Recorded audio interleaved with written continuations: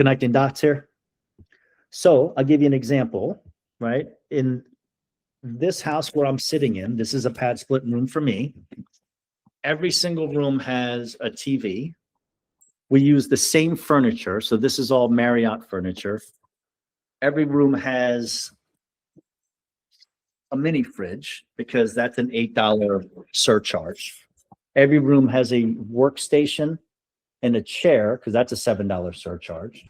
And every room has a closet because that's a $7 surcharge. I don't want the makeup of the room to be the limiting factor where I get dinged on recommended pricing. So Gab, for you, when you're looking at projects, this is looking down the road to say, if I just build out a 2x3 closet, then that's a closet, right? If I want to go ahead and install a TV and a mini fridge, I use hotel furniture because it's one set for everybody and it's consistent, but I can get mini fridges used for $45. I can get that TV for $78. The upfront cost of how I market the room, it's going to reduce the time for rebookings because it appeals to the next person better. So I'm setting up the room in a way where pricing is not going to be a limiting factor for me. The algorithm, I'm going to go ahead and leverage the algorithm for how I break it down. And then bigger picture, as you go down this path here, you are going to essentially be building your Vacasa brand on this platform. You want to be able to say all rooms have the same standard, right? And that's how I market. So when I get a referral, you only can have the experience of the one room that you're living in the one house that you're living in. I don't want the referral to go to the platform.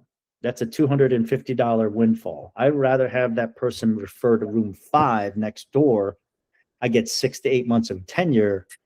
That's an $8,000 windfall, right? So it's like, I want all referrals to be local, not platform overall. So those are operator thoughts, you know, as we kind of build this business out. Like, if you're going to commit to doing 3, 4, 5 of these things, we're going to build our brand. You're the developer.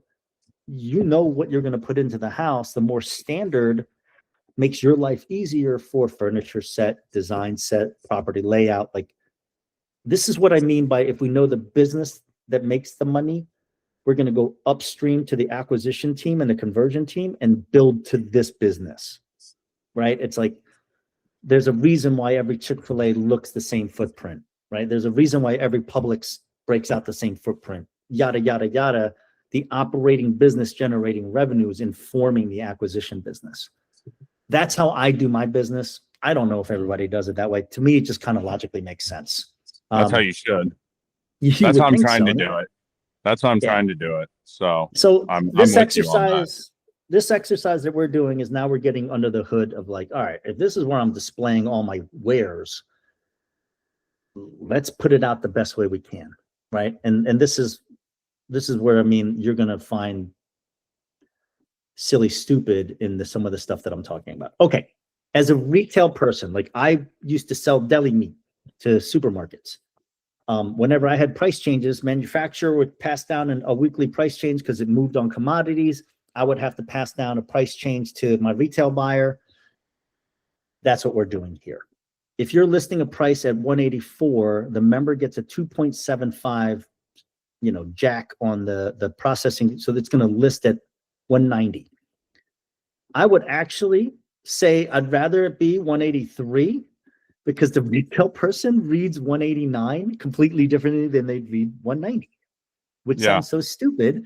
So I make my prices either end on a 7 or end on a 9. Why? Because the mentality for how you buy, if they're in, you know, quote unquote, our supermarket of buying rooms here, 189 makes it significantly different than 190.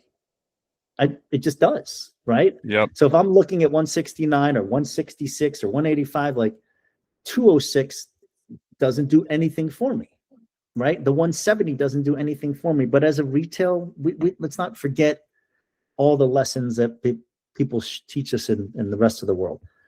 this property here, this is your property, isn't it? Yes. The Okay. 189. Yep. Yep. So I'm going to go back to what we're going to start fixing. But when we look at the listing, learnings from Airbnb, if this is quote unquote your hero shot, do we want to lead with the kitchen? Open-ended question there, right? So this is where your billboard is leading out with this kitchen. Is that our preference to say that's what we're leading out with or not? I don't know. I'm going to show you an example of how some other people do it. Like, I'm going to show you this listing here. Oh boy, I just messed something up. What did I mess up? I didn't mean to do that. See if I can find it again. Oh, hell. Hold on.